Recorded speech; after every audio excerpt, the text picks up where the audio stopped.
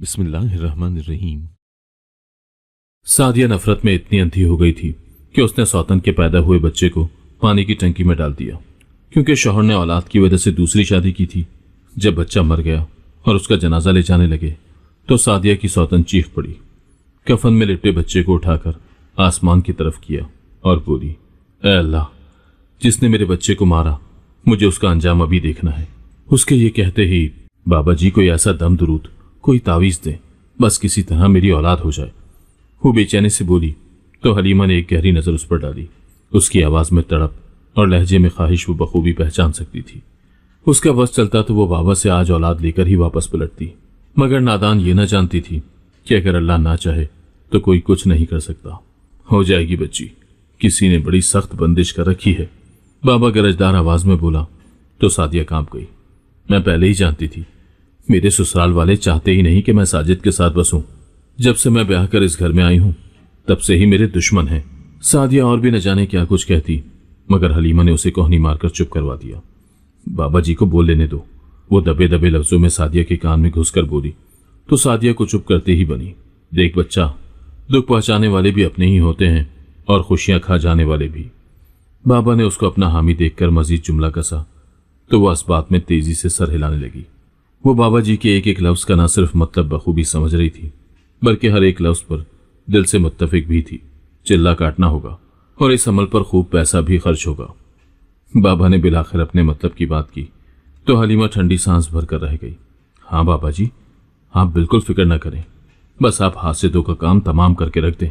उसने हाथ से सोने की चूड़ी उतारकर बाबा जी के कदमों में रख दी, जिसे बाबा जी ने फौरन ही झपट कर अपनी जेब में डाल लिया। ठीक है बच्चा, तुम जाओ और ये 3 वक्त खोल कर पी लेना, तुम्हारा काम हो जाएगा।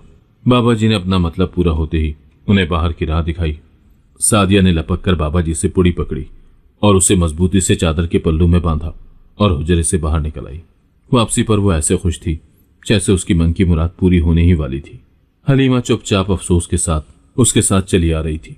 वो इतनी गमजदा थी कि अपनी बहन को मलामत में कहने के लिए भी उसके पास कोई अल्फाज न बचे थे। सादिया और हलीमा 2 ही बहनें थीं। माँ बाप का साया सर से गुजरे एक अरसा गुजर चुका था। वो दोनों एक आम से घराने की लड़कियां थीं। माँ बाप ने वाजिबी सी तालीम दिलवाकर उन्हें ठिकाने से लगाने का सोचा और रिश्तों की तलाश शुरू कर दी। सादिया शुरू से ही किस्मत की धनी थी। गोरा चिट्टा रंग और लंबा कद उसे खानदान की बाकी लड़कियों से मुमताज करता, जबकि हलीमा आम सी शक्लो सूरत की मालिक थी।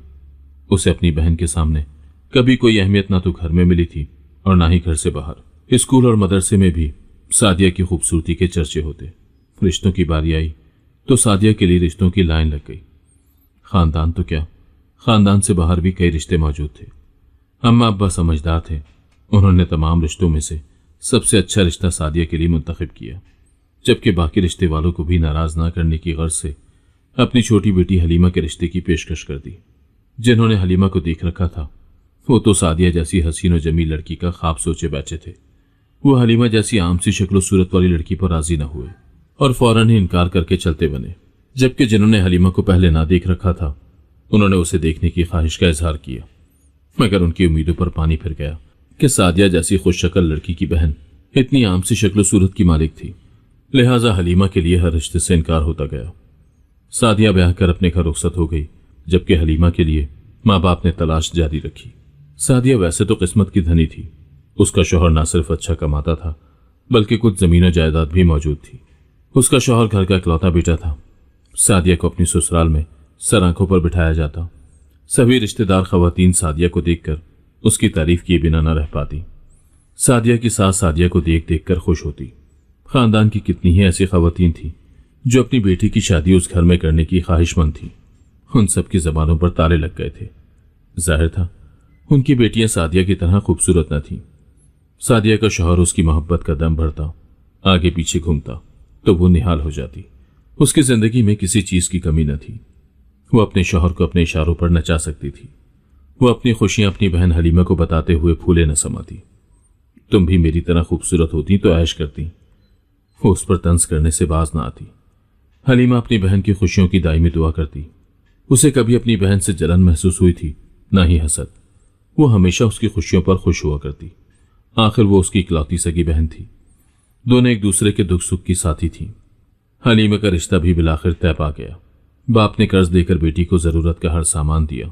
वो नहीं चाहते थे कि हलीमा को कभी अपने ससुराल में किसी किस्म का कोई ताना सुनना पड़े। हलीमा के ससुराल में सास, ससुर, जेठ, देवर सभी मौजूद थे। हलीमा पर सारे घर का काम डाल दिया गया था। वो भी बिला चूचरा किए कामों में मशगूल रहती। नाजुक अदाएं और नखरा उसमें शुरू से ही मौजूद न था। उसका शौहर किसी कंपनी में नौकरी किया करता। तालीम वाजिबी थी तो तनख्वाह मामूली। चूंकि सब भाई मिलजुल कर रहते तो घर का गुजारा अच्छा चल जाता। फिर ससुर की भी पेंशन आती जो वो घर पर लगाते थे। हलीमा और सादिया दोनों अपने अपने घर में बस गईं तो माँ बाप को भी सुकून और इत्मीनान हासिल हुआ और बेफिक्री से जिंदगी के बाकी दिन पूरे करने लगे। सादिया की सास उसके साथ बेहद अच्छा सलूक करती। वो रिवायती सासों में से न थी जो घर पर अपना हुक्म और राज कायम रखने के लिए बहू को दबा कर रखती। वो एक पढ़ी लिखी और समझदार औरत थी। उसने सादिया को तमाम इख्तियारात दे रखे थे। वो अपनी मर्जी से सोती, जागती और खाती पीती। घर के कामकाज में भी वो हत्तुल मकदूर सादिया की मदद करती। उसकी जिंदगी में कमी थी तो सिर्फ औलाद की। खैर से आपा 2 साल हो गए फिरदौस की शादी को, अभी तक खुशखबरी ना सुनाई कोई बहू ने। अपनी खाला सास की बात सुनकर सादिया के कान खड़े हो गए। वो अपनी सास का जवाब सुनने की मुंतजिर थी। हाँ, बस तुम दुआ करो अल्लाह जल्द मेरे फिरदौस को बेटा अता कर दे। सादिया का दिल जैसे किसी ने मुट्ठी में जकड़ लिया था। खाला सास सादिया का ऊपर से लेकर नीचे तक जायजा लेती बोली, मर्जी तो रब की होती है आपा, मगर इंसान की अपनी भी कोई तदबीर होती है। तुमने इसे किसी डॉक्टर वगैरह को दिखाया है? मेरा ख्याल है कि अब इसका चेकअप करवा लेना चाहिए। खाला सास ऐसी तशवीश से बोली जैसे सादिया का बच्चा ना होने का दुख सबसे ज्यादा उसी को हो। सादिया से इससे ज्यादा सुना न गया और वो चाय के बर्तन उठाती बावर्ची खाने की तरफ चलती। ऐसा पहली बार ना हुआ था। बच्चे के बारे में तो लोगों ने शादी के 3रे महीने ही पूछना शुरू कर दिया था, लेकिन ना ही सादिया को जल्दी थी ना उसकी सास को। वो अपनी शादी पर बहुत खुश थी। उसका शौहर उस पर चांद छलकता और सास वारे सदके जाती। ऐसे में उसे अभी बच्चे की इतनी जरूरत न थी। हो जाएगा जब होना होगा, वो बेफिक्री से सोचती। लोगों की जबानों से भी उसे कोई खास फर्क न पड़ता। वो अपनी दुनिया में मस्त थी। मगर वक्त गुजरने के साथ साथ जहां लोगों के सवाल बढ़ने लगे वहां सादिया की सास को भी खदशात लाहक होने लगे। अब तो उसकी शादी को 2 साल गुजर गए थे, मगर उसके हामला होने के आसार एक बार भी जाहिर न हुए थे। वो खुद तो इतना परेशान न थी, मगर आज अपनी खाला सास की बात में अपनी सास का जवाब सुनकर चौंक गई, क्योंकि वो हर दफा हमसाई और रिश्तेदार खवातीन औरतों को बेफिक्री से कहा करती थी कि अभी दिन ही कितने हुए हैं शादी को, ये तो इनके हंसने खेलने के दिन है, हो जाएगी औलाद भी। सारी जिंदगी औलाद की जिम्मेदारियां उठानी है। मगर आज सादिया के सास के लहजे में जो तशवीश थी उसको सुनकर सादिया भी चौंक गई। सादिया को भी ये लगने लगा था कि अब बच्चा हो जाना चाहिए, या कम अज कम बच्चे होने के कोई आसार तो जाहिर होने ही चाहिए। आखिर उसकी शादी को 2 साल हो गए थे और वो फिर पिछले 6 महीने से ये कोशिश कर रही थी कि वो भी मां बनने के दर्जे पर फाइज हो सके, मगर अभी तक ऐसा कुछ ना हुआ था। हाँ, मैं भी यही सोच रही हूँ कि इसको किसी डॉक्टर को दिखाऊं। बावर्ची खाने में काम करते सादिया को अपनी सास की आवाज सुनाई दी तो वो ढीले कदमों से कुर्सी घसीट कर वहीं बैठ गई।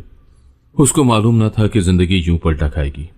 कल तक जो उसकी मोहब्बत का दम भरते अब उससे खिंचे खिंचे रहते। उसकी सास ने उसे शहर तो क्या, दूसरे शहर के भी हर एक डॉक्टर को चेक करवाया। सादिया ने ढेरों ढेर दवाइयां खाई, मगर उसे कोई फर्क न पड़ा। शायद बंदिश की गई है। इर्द गिर्द की खवातीन ने उसकी सास को मशवरा दिया तो सास उसे पीरो फकीरों और आमलों तक ले जा पहुंची। मगर अल्लाह की तरफ से किए गए फैसले को कौन बदल सकता था। हर जतन कर लेने के बावजूद भी सादिया ने एक बार भी खुशखबरी न सुनाई थी। अब तो सादिया का शौहर भी उससे कुछ खिंचा खिंचा रहता। लगता है तुझमें ही कोई कमी है जो तू मां बनने की सलाहियत से महरूम है, उसने सादिया के मुंह पर कहा तो सादिया हैरान नजरों से उसे तकने लगी। ऐसा क्यों कह रहे हो? अल्लाह हमें जरूर औलाद से नवाजेगा। शादी को 7 बरस बीत चुके हैं। इन 7 बरसों में तो तूने एक बार भी खुशखबरी न सुनाई। अब मैं कैसे उम्मीद रखूं? अम्मा मेरी दूसरी शादी पर जोर दे रही हैं और मैं औलाद की खातिर दूसरी शादी करने को भी तैयार हूं। सादिया फटी फटी आंखों से अपने शौहर की जानिब देख रही थी। वो सोच भी नहीं सकती थी कि मुश्किल के इस वक्त में उसका शौहर उसे यूं अकेला छोड़कर दूसरी शादी करने का सोच भी सकता था। मगर वो ना सिर्फ सोचे बैठा था बल्कि दूसरी शादी करने के लिए तैयार था। तो मैं क्या करूं? मेरे से छोटे लड़कों की औलादें भी तो इतनी बड़ी हो गई हैं, जबकि मैं अभी तक बे औलाद फिर रहा हूं। भला औलाद के बगैर भी इंसान की कोई जिंदगी होती है? बुढ़ापे में कौन सहारा बनेगा मेरा? अपनी बहन को ही देख लो, तुम्हारे कितने अरसे बाद उसकी शादी हुई थी, अब 3 बच्चों की माँ है। उसने सादिया को हलीमा का ताना दे डाला था। हाँ, तो ये सब मेरे इख्तियार में तो नहीं है। अगर मेरे इख्तियार में होता तो मैं आज ही बच्चा पैदा कर लेती। ये तो रब की मर्जी है। वो रूहान सी होकर बोली, तुम अपनी कमी को रब की मर्जी पर मत डालो। वो किसी और से क्या शिकवा करती जब उसका अपना शौहर ही उसके साथ न खड़ा था। उसने इन 7 सालों में हर एक जतन किया था, अपनी तरफ से किसी किस्म की कोई कमी न छोड़ी थी। वो अपनी सास के बगैर भी बहुत से पीरों, फकीर और आमिलों के पास गई थी। माँ बाप की वफात के बाद से हलीमा ही उसका वाहिद आसरा थी। वो हलीमा को साथ लिए हर जगह फिरती। जहां उसे डॉक्टर के बारे में पता चल जाता कि वो बे औलाद औरतों का इलाज करने में माहिर है, वो हलीमा का हाथ पकड़े वहां पहुंच जाती। हलीमा भी दिल से चाहती थी कि उसकी बहन के यहाँ औलाद हो जाए और उसका घर न उजड़ सके, मगर वो उसके आमिलों पर यूं अंधा एतबार करने पर खुश न थी।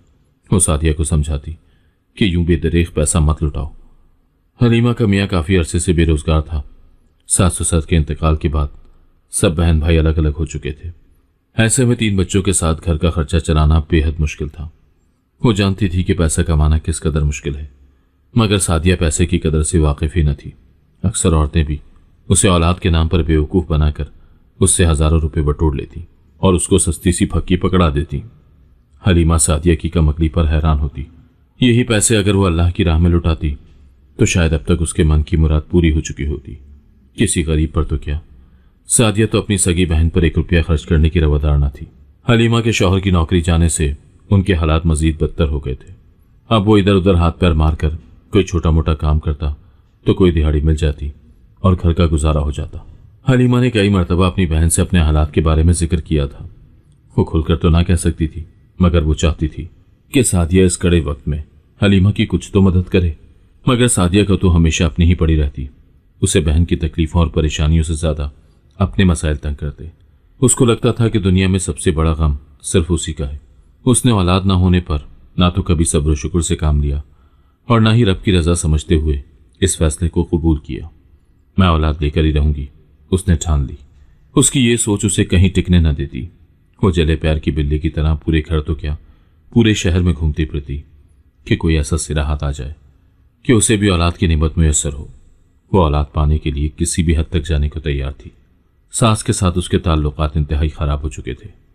वो सास को आगे से जवाब देने से भी ना चूकती और लम्हों में उनकी बेइज्जती करके रख देती। हालांकि ये वही सास थी जिसने सादिया को हमेशा सर आंखों पर बिठाया था। अब अपने बेटे की खुशियां देखने का हक उनका भी था। सादिया अपने शौहर के साथ ताल्लुकात बनाने की कोशिश करती, मगर शौहर उससे वैसे ही दूर रहता और उसकी तरफ माइल न होने पाता। उसने खुद ही अपनी जबान की वजह से सबको दूर कर लिया था। अगर वो चाहती तो रब की रजा में राजी होकर शौहर को दूसरी शादी करने की इजाजत दे देती। आखिर उसके औलाद की ख्वाहिश करना कोई नाजायज तो ना था। हो सकता है कि दूसरी बीवी से औलाद हो जाती तो वो भी अपने शौहर की औलाद को सीने से लगाकर अपनी ममता को सुकून दे सकती थी, मगर वो ये सब ना कर सकती थी। मैं तो सौतन कभी बर्दाश्त न कर पाऊंगी। हलीमा के समझाने पर वो चीख पड़ती और पैर पटकती उसके घर से उठकर चली आती। उसने तो कभी हलीमा के बच्चों के सर पर भी मोहब्बत से हाथ न रखा था। आखिर वो उनकी इकलौती खाला थी। उसके पास रुपए पैसे की कमी न थी। उसका शौहर अब भी उसको दिल खोलकर खर्चा दिया करता। ऐसे में अगर वो गरीब बहन के बच्चों की हथेली पर आते जाते कुछ रुपया ही रख देती या उनके लिए खाने पीने की कोई चीजें ले जाती तो इसमें क्या कबाहत थी। मगर वो अपने अलावा किसी का सोचती न थी। बहन की मदद करने के 1000 तरीके थे। हलीमा ने कभी खुलकर उससे मदद ना मांगी थी, बल्कि वो अपने हालात उसे बताती रहती। मगर सादिया पीर फकीरों पर तो हजारों रुपए लुटा लेती, मगर जहां बहन की बारी आती तो 1 रुपया निकालते हुए भी उसकी जान जाया करती। देखो भाई, मेरी बात ठंडे दिलो दिमाग से सुनो। आज काफी अरसे के बाद उसकी सास ने उसे प्यार से बुलाकर अपने पास बिठाया था। वो हमतन गोश हुई थी। उसका दिल बुरी तरह से धड़क रहा था। जानती थी सास की तमहीद बांधने का मकसद था कि उसके अपने हक में कुछ बुरा होने वाला था। बेटी, इस्लाम ने मर्दों को 4 शादियों की इजाजत दी है। औलाद के लिए दूसरी शादी करने में कोई बुराई नहीं है। हो सकता है अल्लाह दूसरी बीवी से उसका नसीब खोल दे। औलाद हासिल करना उसका हक है। अगर तुम इस फैसले में अपने शौहर का साथ दोगी तो तुम्हारी इज्जत और कदर उसकी नजरों में बढ़ेगी और दूसरी बीवी के आने के बाद भी वो तुम्हारा एहसानमंद रहेगा। मगर अगर तुम उसकी राह में रुकावट पैदा करोगी तो उसका दिल तुम्हारी तरफ से मैला हो जाएगा और वो तुमसे मजीद दूर होता जाएगा। थोड़ा सा दिल बड़ा करो, रब की रजा समझते हुए सब कबूल करके अपने शौहर को खुशी खुशी दूसरी शादी की इजाजत दो। वो हैरानी से अपनी सास को तक रही थी। अगर आपकी औलाद ना होती तो क्या आप अपने शौहर की दूसरी शादी करवा देती? उसने भवें उचकाकर तेज लहजे में पूछा। हाँ बिल्कुल, उसकी सास उसी नर्म लहजे में बोली थी। मैं जरूर अपने शौहर को दूसरी शादी की इजाजत दे देती। ये तो आप इसलिए कह रही हैं ना कि आप पर नहीं बीती। अल्लाह करे आपकी बेटी का शौहर दूसरी शादी करके उस पर सौतन ले आए, फिर आपको मेरे दुख दर्द का अंदाजा होगा। वो तेज चुपते लहजे में बोली तो उसकी सास हैरान रह गई। उसने हैरत से मुंह पर हाथ रखकर उसे देखा। तुम अपनी जिंदगी का मुकाबला किसी और से कैसे कर सकती हो? किसी को बद्दुआ देने से पहले 100 बार सोचना चाहिए। हाँ, जब बात अपनी बेटी की आई तो बद्दुआ हो गई, वरना मुझ पर तो सौतन लाने का पूरा पूरा इरादा कर चुकी हैं आप। उसकी सास ने बाकायदा अपना माथा पीट डाला। बात सिर्फ मेरी बेटी की नहीं, सूरत हाल की है। अगर मेरी बेटी भी ऐसी सूरत हाल से गुजर रही होती तो मैं उसे भी यही मशवरा देती कि अपनी और अपनों की जिंदगी आसान बनाए, मगर अल्लाह ने उसे नवाज रखा है। देखो, रब हर किसी को इतनी बड़ी आजमाइश में नहीं डालता, सिर्फ अपने खास बंदों को डालता है। ये सब कहने की बातें हैं। मेरे जीते जी दूसरी औरत इस घर में नहीं आ सकती। वो गुस्से में पैर पटकती वहां से चलती, जबकि उसकी सास अफसोस से माथा मसलती रह गई। सादिया देख रही थी कि आजकल उसकी सास अपनी बहन के साथ रोजाना ही किसी न किसी खुफिया मिशन पर सज धज कर बाहर निकल जाती। वो कुनसुइयां लेने के लिए उनके इर्द गिर्द मंडलाती, मगर वो भी ऐसी चालाक थी कि उसके कान में एक बात तक न पड़ी थी। वो कभी पानी देने तो कभी चाय पूछने के बहाने वहां का चक्कर लगाती जहां उसकी सास और खाला सास बैठी होती, मगर मजाल है जो कभी उसके कानों में कोई भी भनक पड़ी हो। वो समझ गई थी कि वो आजकल अपनी दूसरी बहू ढूंढने के चक्करों में थी, लिहाजा वो भी सरगर्म हो गई। हलीमा का हाथ पकड़े वो भी रोजाना ही कहीं ना कहीं निकल जाती। कोई ऐसा दम तुरूद, कोई तावीज, कोई पीर फकीर, कोई डॉक्टर जो उसके मसले का हल उसे दे दे। वो लाखों रुपए लुटाने को भी तैयार थी। बस वो किसी तरह चाहती थी कि इसी महीने उसे भी हामला होने की खुशखबरी मिल जाए। उसका बस चलता तो अपनी जिंदगी दांव पर लगाकर भी अपने हामला होने के असबाब पैदा कर लेती, मगर वो हर दफा बल खाकर रह जाती। कुछ भी ना हो रहा था। उसके सारे पैसे, उसकी सारी कोशिश जैसे बेकार सी जा रही थी। वो रब से शिकवा को ना होती कि रब ने उसको क्यों औलाद जैसी नेमत से महरूम रखा था और उसकी जिंदगी को मुश्किल में डाला था। अगर रब बाकी सबको दे सकता है तो मुझे क्यों नहीं? वो चीख पड़ती। अपने से कम उम्र लड़कियों को 4-4 बच्चे संभालते देखती तो उसका दिल जल जाता। खुदा करे कि इनके पास भी न रहे। वो दिल से बद्दुआ देती, मेरे पास नहीं तो इनके भी मर जाएं। वो बद्दुआ देते हुए जरा ना कांपती। उसके साथ चलती हलीमा उसके मुंह से निकलने वाली बद्दुआ सुनती तो उसका दिल दहल कर रह जाता। क्या बात कर रही हो बाजी? तुम्हें ऐसा नहीं सोचना चाहिए। सबको अपनी अपनी औलाद बहुत अजीज होती है। ऐसे ही किसी को बद्दुआ मत दो, बल्कि अपने हक में दुआ करो। खुदा तुम्हारी जरूर सुनेगा। उसे बहन की तसल्ली से कोई फर्क ना पड़ता, उसके दिल को सुकून ही ना होता। वो तो बेहद बेचैन सारा दिन यहां से वहां घूमती कि कोई वसीला, कोई आसरा, कोई दुआ, कोई जरिया मिल जाए और उसका काम पूरा हो जाए। कल तुम्हारे शौहर फिरदौस का निकाह है, दिल बड़ा करो और हमारे साथ चले चलो। सास ने उसे कहा तो हैरत से आंखें फाड़कर वो सास को देखने लगी। तो बिलाखिर आपने बहू ढूंढ ही ली? वो तंज से बोली। हाँ, मैंने लड़की पसंद कर ली है और वो मुकम्मल तौर पर मेरी पसंद है। मैं सिर्फ औलाद के खातिर अपने बेटे की दूसरी शादी कर रही हूँ और वो भी यही चाहता है। ऐसा नहीं है कि यह सिर्फ मेरी मर्जी से हो रहा है। मैं अपने बेटे की खुशियां हासिल करना चाहती हूँ। तुम भी दिल बड़ा करो और कल हमारे साथ निकाह में शरीक हो जाओ। उसकी सास अपनी बात उस तक पहुंचाकर चलती थी, जबकि उसका दिल जलकर राख हो गया था। उसका बस चलता तो इस पूरे घर को ही आग लगाकर जलाकर भस्म कर देती। वो सोचो विचार में मुब्तला थी कि वो किस तरह इस निकाह को रुकवा सकती है। कभी उसका दिल चाहता कि अपनी सास को चाय में नींद की इतनी गोलियां मिलाकर पिला दे कि वो कल का सारा दिन पड़ी सोती ही रहे और निकाह का वक्त गुजर जाए। कभी उसका दिल चाहता कि वो अपने शौहर को ही कुछ ऐसा पिला दे कि उसका शौहर दूसरी शादी के काबिल ही न रहे। वो इस कदर आग में तप रही थी कि किसी को भी जलाकर भस्म कर सकती थी, मगर वो कुछ न कर सकी। निकाह का वक्त हो गया। उसकी सास मामूली तैयारी के साथ घर से निकलने लगी। सास ने उम्मीद भरी एक नजर सादिया पर डाली थी, मगर वो जाने को तैयार न थी। वो अपने कमरे में बंद हो गई, जबकि उसका शौहर और सास निकाह के लिए निकल गए और कुछ ही घंटों में नई नवेली दुल्हन ब्याह कर घर ले आए। रो रो कर उसकी आंखें सूज चुकी थी। उसका दिल था कि किसी तौर काबू में ही ना आ रहा था। उसके ऊपर कितना बड़ा जुल्म कर दिया गया था। उसकी हस्ती को नफी करने की कोशिश की गई थी। वो कमरे में बंद थी बाहर से शोरगुल की आवाजें सुनाई दी तो उठकर बाहर चली आई। उसने ठान लिया था कि ये आंसू उसके आखिरी आंसू हैं। अब से वो आंसू नहीं बहाएगी, सिर्फ दूसरों के आंसू निकलवाएगी। अपनी सौकन का तो वह ऐसा हाल करेगी कि वो फिरदौस से शादी करने पर अपने आप को खुद ही बद्दुआएं देती इस घर से रुखसत होगी। वो हैरत से सजी संवरी दुल्हन को देख रही थी, जो उससे काफी कम उम्र, भोली भाली और मासूम सी थी। उसके माँ बाप ने कैसे फिरदौस से इसकी शादी कर दी थी? शायद इसका ताल्लुक किसी गरीब घराने से होगा, तभी तो आदमी की बीवी होते हुए उसे दूसरी बीवी बनाकर भेज दिया गया था। उसका शौहर अपनी नई नवेली दुल्हन को लेकर दूसरे कमरे में घुस गया।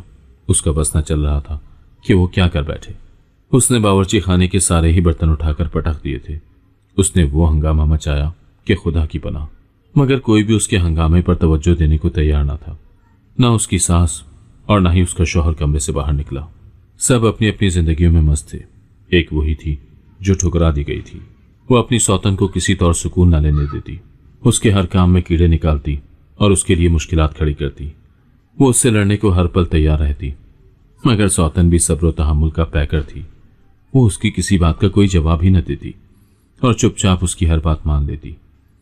वो वाकई बहुत मासूम और कम उम्र थी। वो अपनी सास की खिदमत में भी कोई कमी न आने देती।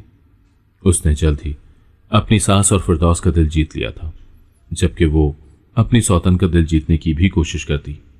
वो सादिया को बाजी कहकर बड़ी इज्जत और अदब से मुखातिब करती, मगर सादिया का दिल तो जैसे पत्थर बना हुआ था। वो किसी तौर राजी न होती, बल्कि उसको जलीलो ख्वार करने का कोई मौका हाथ से न जाने देती। वो उसके माँ बाप तक को बुरा कहती, जिन्होंने पहली बीवी के होते हुए अपनी बेटी ब्याह कर अपनी जान छुड़ाई थी। इसमें क्या हर्ज है बाजी? वो हैरान होकर सादिया से पूछती।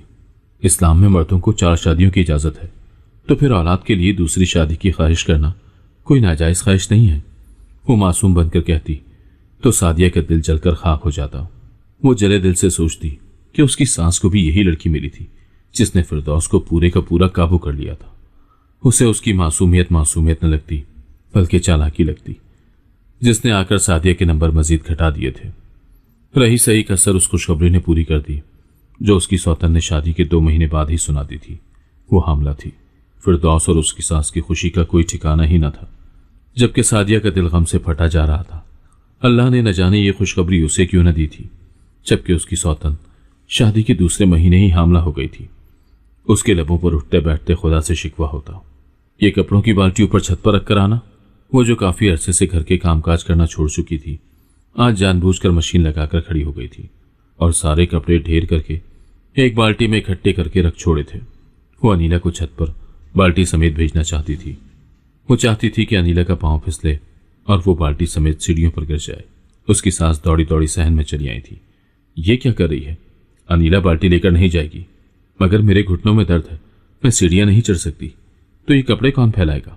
वो कमर पर हाथ बांधे सास से बोली, तो सास ने खुद लपक कर बाल्टी उठा ली। मैं ले जाऊंगी, मगर अनीला नहीं जाएगी। उसने अनीला को कमरे में भेजा और खुद बाल्टी उठाती कमर पकड़ती मुश्किल से सीढ़ियां चढ़ने लगी। सादिया का दिल जलकर खाक हो गया। उसकी सास ने अनीला को अपने परों में छुपा कर रख लिया था। वो उसे कोई भी काम न करने देती। सादिया का बस चलता तो वो अपनी सौतन को खुद ही सीढ़ियों से धक्का देकर गिरा देती, मगर उसकी सास अनीला को उसके सामने ही ना आने देती। वो खुद ही घर के कामों में जुट जाती। वो सादिया को भी किसी काम के लिए ना पुकारती और ना अनीला को कोई काम करने देती, बल्कि घर का सारा काम खुद ही संभाल लेती। उसने अपनी मदद के लिए एक मुलाजमा भी रख छोड़ी थी। वो दोनों बहुओं में से किसी पर भी काम का बोझ नहीं डालना चाहती थी, मगर सादिया को कोई मौका ना मिल रहा था कि वो किस तरह अपनी सौतन का बच्चा जाया कर दे। फिरदौस के घर आने का वक्त हुआ ही था कि सादिया फौरन ही कमरे से बाहर निकल आई। मुलाजमा जा चुकी थी, जबकि उसकी सास नमाज की नीयत बांध चुकी थी। सादिया जानती थी कि फिरदौस को खाना पेश करने की गर्ज से अनीला बावर्ची खाने का रुख जरूर करेगी। सादिया ने बावर्ची खाने के दरवाजे पर तेल छिड़क दिया ताकि जैसे ही अनीला अंदर कदम रखे वो फिसल कर गिर पड़े। वो खुद कमरे के दरवाजे में छुप कर खड़ी हो गई।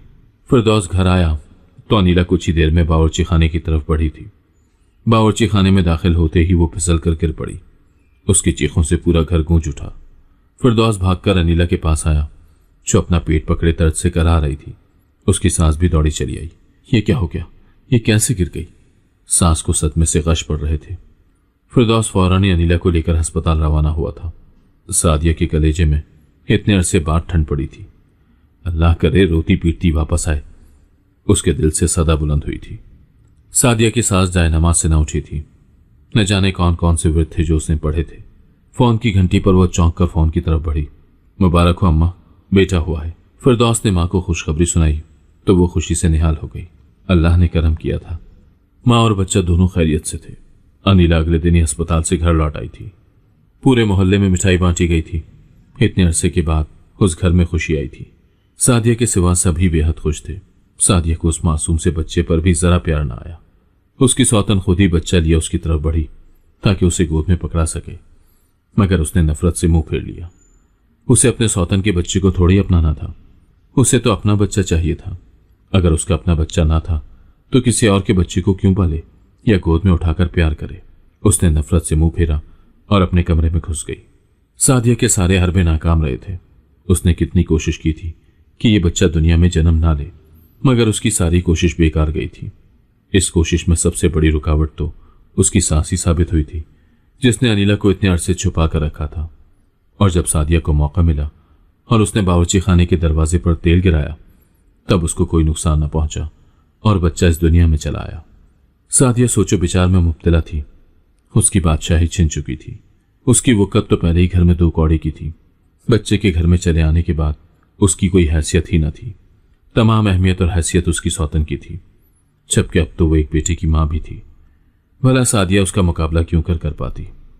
सिर्फ एक सूरत ही मुमकिन थी कि अगर ये बच्चा सौतन के पास ना रहे तो वो दोनों बराबर हो सकती थी।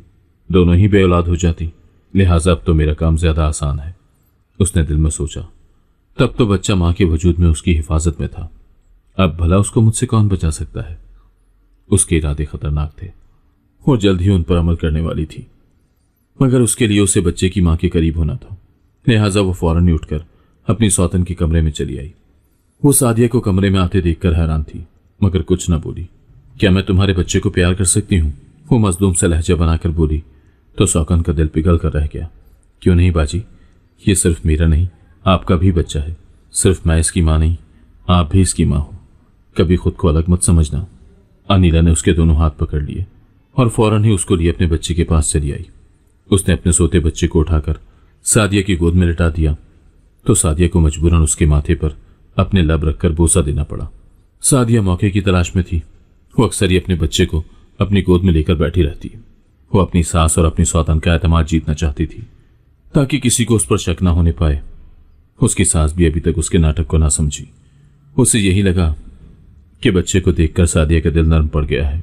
आखिर वो इतने अरसे से इस जज्बे से महरूम थी। उसके अंदर ममता का जज्बा बेदार हो चुका है। उसकी सास भी खुश थी कि चलो सादिया का दिल भी घर में लग जाएगा। उसकी बेजारी और उसकी कोफ्त खत्म हो जाएगी। बच्चे का आना उनके लिए खुशकिस्मत साबित हुआ था। घर का माहौल कदरे खुशगवार हो गया था। उसकी सास ने तो पहले भी कभी सादिया को अलग न समझा था। बच्चे के लिए अपने बेटे की दूसरी शादी करना उनकी मजबूरी बन गया था, क्योंकि उनके बेटे को औलाद की बहुत शदीद ख्वाहिश थी। अब जबकि उसकी दूसरी बीवी ने बेटे को जन्म दिया था तो सब लोग मिलकर हंसी खुशी रह सकते थे। वो नहीं चाहती थी कि सादिया कभी ऐसा महसूस करे कि घर में उसकी हैसियत या अहमियत नहीं रही। सादिया की अब भी उतनी ही हैसियत थी। वो घर में पहले नंबर पर थी, मगर वो समझने को तैयार न थी। अब चूंकि वो सबके पास आकर बैठती और बच्चे को भी गोद में उठाती तो उसकी सास धीरे धीरे उसे उसकी अहमियत के बारे में बताती रहती ताकि वो घर में अपनी अहमियत और अपनी जगह की कमी महसूस न करे। सादिया की सास ने घर में दावत ताम रखी थी। सभी रिश्तेदारों को मदऊ किया गया था। वो कई दिनों से दावत की तैयारी में मसरूफ थी। मेहमानों की आमद का सिलसिला शुरू हो गया। दूर दराज से रिश्तेदार सुबह सवेरे ही आ मौजूद हुए। सभी उनकी खुशी में खुश थे। सादिया की बहन हलीमा को भी मदऊ किया गया था।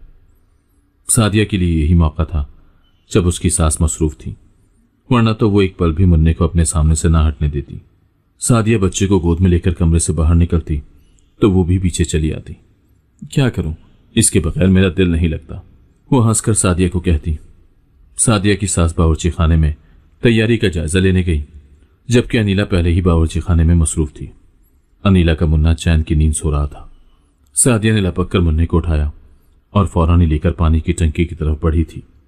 सहन के बाथरूम के बाहर खुले ढक्कन वाली पानी से भरी नीली टंकी हर वक्त मौजूद रहती, जिसे सरकारी पानी भरने के लिए इस्तेमाल किया जाता। सादिया ने मुन्ने को पानी में डाला और चुपचाप अपने कमरे में जा घुसी। उसका दिल धक धक करके बेचैन था। उसके हाथ पांव ठंडे हो रहे थे। खुदारा किसी का शक उस पर न जाए, वरना वो कहीं की न रह जाएगी। उसके कान बाहर की आवाजों पर लगे थे। मुन्ना कहाँ है बाजी? अनीला घबराई हुई आई तो उसने नफी में सर हिला दिया।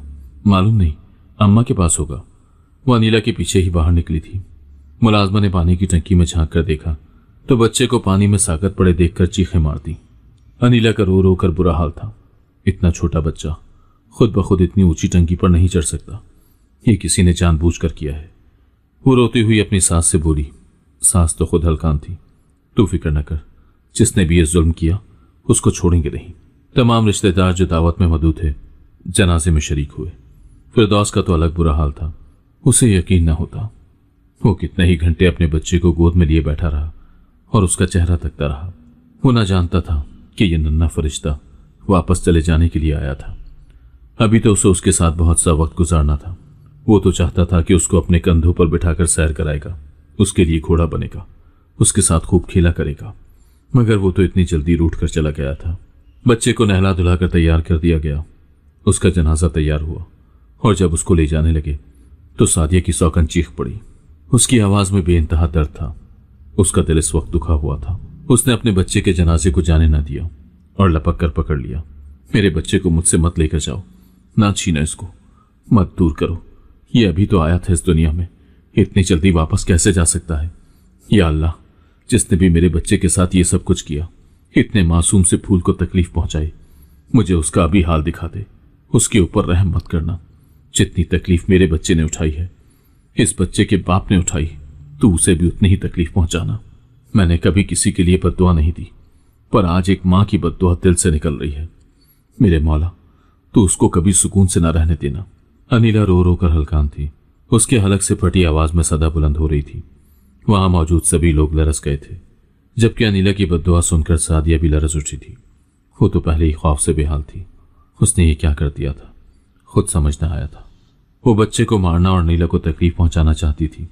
वो अपने शौहर और सास को भी तकलीफ पहुंचाना चाहती थी, मगर इस बदले की आग में वो कुछ ज्यादा ही आगे बढ़ गई थी।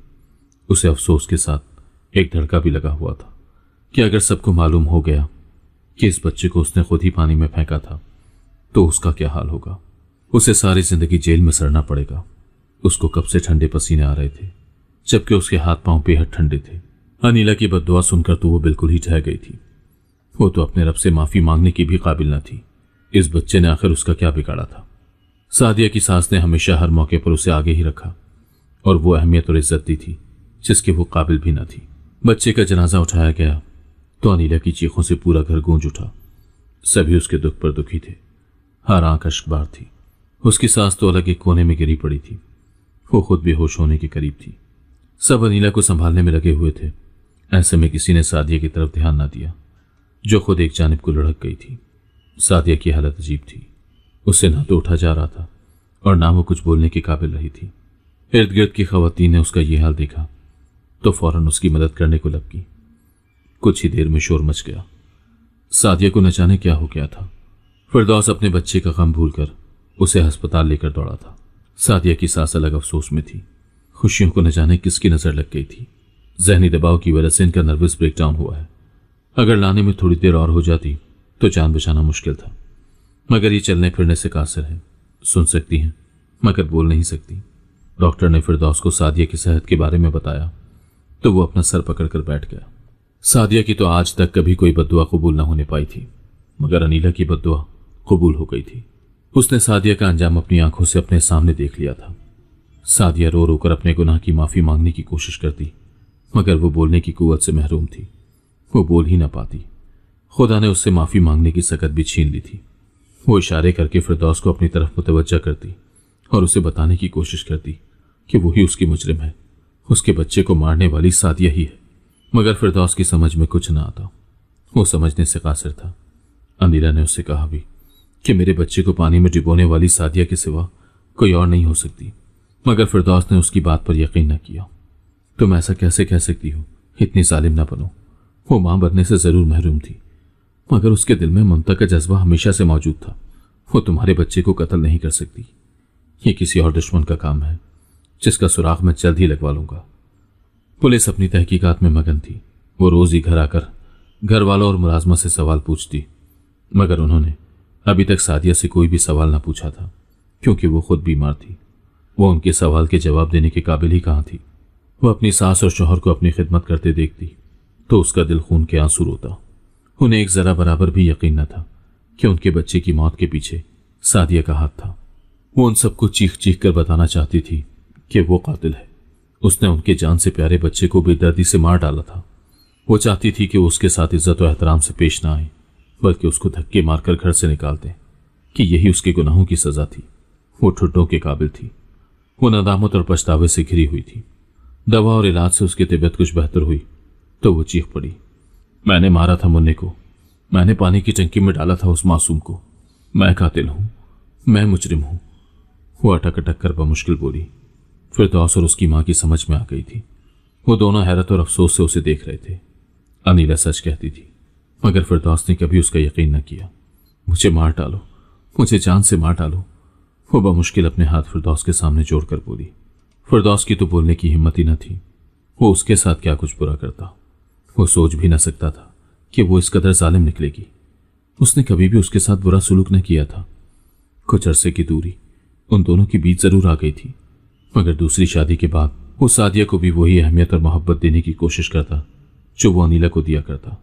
उसकी मां ने उसे खास ताकीद की थी कि दोनों बीवियों के दरमियान इंसाफ करना, और उसने हमेशा यही कोशिश की थी। मगर अब उसे एहसास हुआ था कि शायद वो अपनी कोशिश में नाकाम रहा था।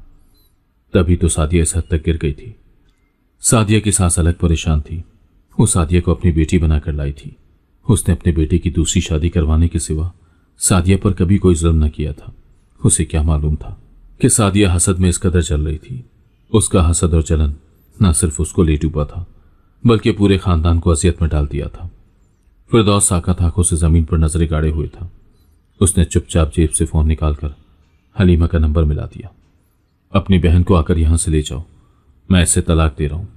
वो फोन बंद करके घर से बाहर निकल गया, जबकि सादिया फूट फूट कर रोती। हलीमा के शौहर की नौकरी का कोई बंदोबस्त न हुआ था। वो न जाने बीवी बच्चों का खर्चा कैसे उठा रहा था, जबकि अब बीमार साली भी सर पर आ पड़ी थी। हलीमा के शौहर को भी मालूम था कि वो क्या जुर्म करके तलाक का तमगा सजाए चली आई है। उसकी नजर में उसकी अहमियत तो क्या होनी, वो अपनी बीवी की इज्जत भी अपने दिल में कम महसूस करता।